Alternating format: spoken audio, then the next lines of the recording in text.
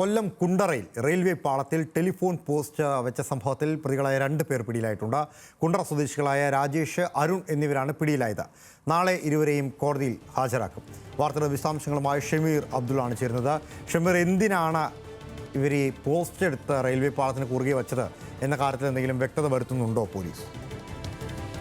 ലാൽകൃഷ്ണ, ഇവർ ഈ post railway ട്രാക്കിലേക്ക് വെക്കാൻ കഴിഞ്ഞ 2 ദിവസമായി സ്ഥലത്തേക്ക് വരുന്ന CCTV ദൃശ്യങ്ങൾ പോലീസിന് ലഭിച്ചിട്ടുണ്ട്. ഇവരുടെ സ്കൂട്ടറിന്റെ നമ്പറും കേന്ദ്രീകരിച്ച് നടത്തിയ അന്വേഷണത്തിലാണ് ഈ 2 പേരെയും ഇപ്പോൾ പിടികൂടിയിരിക്കുന്നത്. ഇവർ ആക്രി സാധനങ്ങൾ വിൽക്കുന്ന ആൾക്കാരാണ് എന്നാണ് പോലീസ് നൽകുന്ന സൂചന.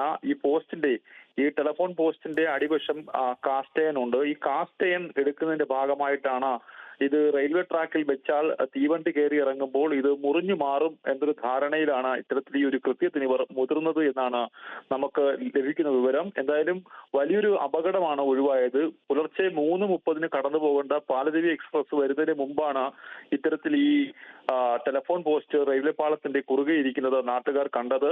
ആദ്യഘട്ടത്തിൽ രാത്രി 12:30 മണിക്ക് ഇത് കൊണ്ടുവച്ചിരുന്നു. പിന്നീട് പോലീസ് എത്തിയാണ് ഇത് മാറ്റുകയും ആ പരിസരം നിരീക്ഷിക്കുകയും ചെയ്തു. പിന്നീട് 2 മണിയോടുകൂടി വീണ്ടും ഇത് വെച്ചതോടുകൂടിയാണ് ഈ സംഭവത്തിൽ ദുരൂഹത ഉയർന്നത്.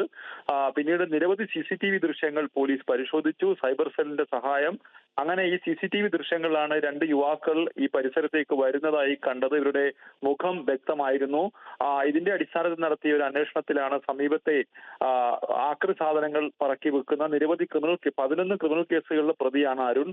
കുണ്ട്ര പോലീസ് സ്റ്റേഷനിലെ ഒരു SI മർദ്ദിച്ച പ്രതി കൂടിയാണ് പിടിയിലായിരിക്കുന്ന അരുൺ എന്നയാൾ. എന്തായാലും ഇവരുടെ പശ്ചാത്തലം ക്രിമിനൽ പശ്ചാത്തലമാണ്. എന്തായാലും ഗുരുതരമായ കേസാണ്. എന്തായാലും ഇത് റെയിൽവേ ഉദ്യോഗസ്ഥർ നാളെ എത്തും. ഇതുമായി ബന്ധപ്പെട്ട് റെയിൽവേയുടെ അന്വേഷണ ഏജൻസിയും നാളെ എത്തും.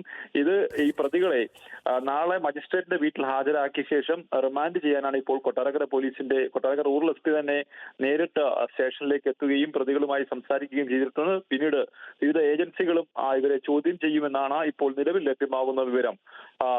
ലാൽകൃഷ്ണ. ശരി, ഷമീറാണ് വാർത്തയുടെ വിശദാംശങ്ങൾ നൽകിയത്.